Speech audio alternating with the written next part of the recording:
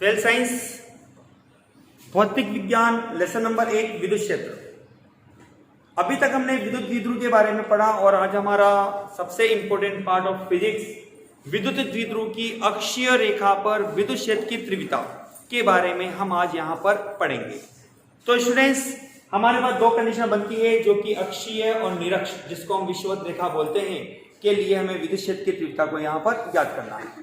तो हमने कहा कि एक विद्युत द्विध्रुव हमारे पास है यह, जिसमें बिंदु A और B पर मेरे द्वारा -q और +q आवेश को रखा गया है, जिनके मध्य की दूरी 2a है और इस द्विध्रुव का मध्य बिंदु हमने माना है O के रूप में। ठीक है स्टूडेंट्स, हमें इस विद्युत द्विध्रुव की जो ये अक्ष रेखा मैंने डॉटेड लाइन बनाई है, इस पर ही कोई बिंदु P रखा गया है जहां मैं विद्युत क्षेत्र की तीव्रता को ज्ञात करना चाहता हूं। तो मैंने कहा एक बिंदु P मेरे पास यह है जहां मैं विद्युत क्षेत्र की तीव्रता को ज्ञात करना चाहता हूं। तो सबसे पहले मैंने कहा +q आवेश के कारण विद्युत क्षेत्र की तीव्रता आपको प्राप्त होगी। विद्युत क्षेत्र की तीव्रता, मैंने इस तीव्रता को नाम दे दिया स्टूडेंट्स E1 के रूप में। आपके पास यह तीव्रता चूंकि धनात्मक है, धनात्मक आवेश के लिए तीव्रता को मैंने E1 के रूप में बाहर की ओर दर्शा दिया, जिसको मैं लिख सकता हूं KQ/BP²। ठीक है स्टूडेंट्स, BP का मतलब हो गया यहां से यहां तक की डिस्टेंस। तो हमने कहा बिंदु O से इस बिंदु P की जो दूरी बनती है वो है R के रूप में। ओके स्टूडेंट्स, तो हमारे पास ये डिस्टेंस बनेगी R-a। तो हम इसको लिखेंगे KQ/R-a²। ओके, जिसकी दिशा आपके पास बनती है दिशा BP के अनुदिश आपके पास दिशा प्राप्त होगी। ठीक है स्टूडेंट्स, चलिए इसी प्रकार से हमने -q आवेश के लिए विद्युत क्षेत्र की तीव्रता को बोला। E2 बराबर बनेगा -KQ बटे, अब यहां से यहां तक की डिस्टेंस आपको निकालनी है, जिसको आप लिखेंगे R+a² और इसकी दिशा आपके पास बनेगी स्टूडेंट्स PA के अनुदिश। ये दिशा आपको प्राप्त होगी PA के अनुदिश के रूप में।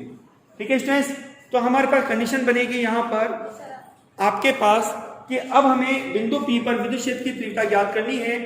बिंदु P पर विद्युत क्षेत्र की तीव्रता ज्ञात करनी है, तो हमने दोनों तीव्रताओं को योग कर दिया। इसलिए बिंदु P पर परिणामी विद्युत क्षेत्र की तीव्रता, परिणामी विद्युत क्षेत्र की तीव्रता, जिसको हमने लिख दिया EP बराबर E1 + E2। मान रखेंगे आप इसमें E1 का मान आपको बनेगा KQ/R-a² प्लस KQ/R+a²। आप एलसीएम लेके सॉल्व करेंगे तो EP बराबर आपको बनेगा कितना होगा KQ1/R-a²-1R+a²। ठीक है स्टूडेंट्स, तो आगे इसमें बिंदु P पर परिणामी विद्युत क्षेत्र की तीव्रता बनेगी EP बराबर, हमने E1 और +E2 की वैल्यू यहां रख दी है। अब हम इसको सोल्व करेंगे। कैसे सोल्व होगा ध्यान दीजिएगा, हमने E1 और E2 का मान यहां पर रख दिया। ठीक है स्टूडेंट्स, KQ आपने एलसीएम लिया, यह एलसीएम आपके पास आएगा R² - a² ठीक है। अब कंडीशन क्या है, ये एलसीएम कॉमन के रूप में यहां बनेगा और अगला एलसीएम आपके पास यहां पर इस तरह से बनेगा कि आपके पास वैल्यूएशन आएगी R² + a² +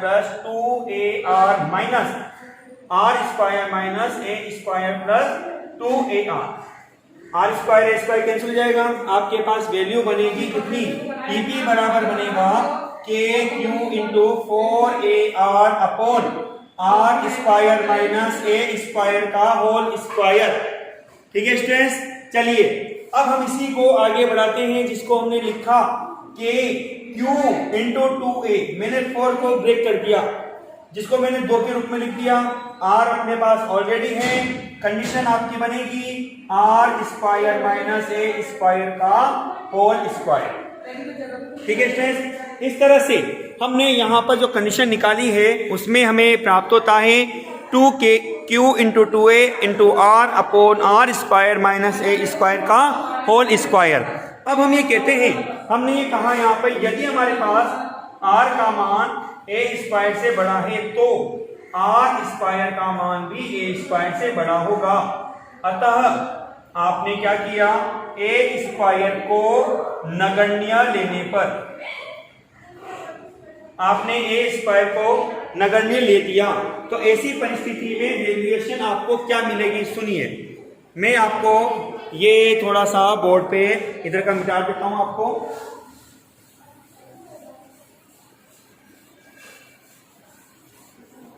सुनिए, हमारे पास वैल्यू बनेगी ईपी बराबर होगा 2k q into 2a into r upon r पर, एक आर कट जाएगा, आपके पास वैल्यू बनेगी 2k q into 2a upon r q. अब अपन जानते हैं कि P बराबर होता है Q इंटू 2a, इसलिए आपको मिलेगा EP बराबर होगा 2kP अपॉन आर। ये स्टूडेंट्स आपके पास अक्षीय रेखा पर विद्युत क्षेत्र की तीव्रता का सूत्र प्राप्त होता है। इस तरह से हमने अक्षीय रेखा पर विद्युत क्षेत्र की तीव्रता का सूत्र प्राप्त किया, जिसको आप सदिश रूप में भी लिख सकते हैं। EP सदिश बराबर होगा 2kP सदिश इंटू आर के बटे आर क्यूब के। ये स्टूडेंट्स हमारे पास फाइनल फॉर्मूला मिलता है, जिसके आधार पर हमने अक्षीय स्थिति पर विद्युत क्षेत्र की तीव्रता को ज्ञात किया। ठीक है स्टूडेंट्स, आज हमने अक्षीय स्थिति पर विद्युत क्षेत्र की तीव्रता का सूत्र व्युत्पन्न किया। कल हम निरक्ष और इससे संबंधित सवालों के बारे में पढ़ेंगे। निरक्ष रेखा पर विद्युत क्षेत्र की तीव्रता का सूत्र काफी इंपॉर्टेंट है, थोड़ा इस चीज का विशेष तौर से ध्यान रखिए। ओके सर स्टूडेंट्स, चलिए कल हम निरक्ष रेखा पर विद्युत क्षेत्र की तीव्रता का सूत्र व्युत्पन्न करेंगे। वीडियो को पूरा जरूर देखिए। Thank you.